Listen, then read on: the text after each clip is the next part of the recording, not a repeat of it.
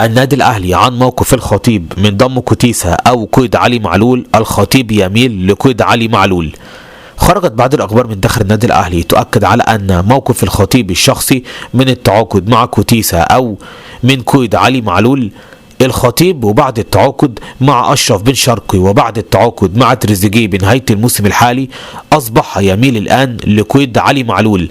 محمود الخطيب بيقول ما ينفعش علي معلول يمشي، لأنه لو مشى دلوقتي شكلنا هيكون وحش قدام الجماهير، وعلي معلول عايزين نأيده حتى نهاية الموسم فقط، وبعد كده بنهاية الموسم الحالي عقده هينتهي مع الأهلي وسيرحل علي معلول، وقتها بنهاية الموسم الحالي يقدر النادي الأهلي يجيب كوتيسا. دي وجهة نظر محمود الخطيب. الخطيب مش متحمس انه يجيب كوتيسا دلوقتي.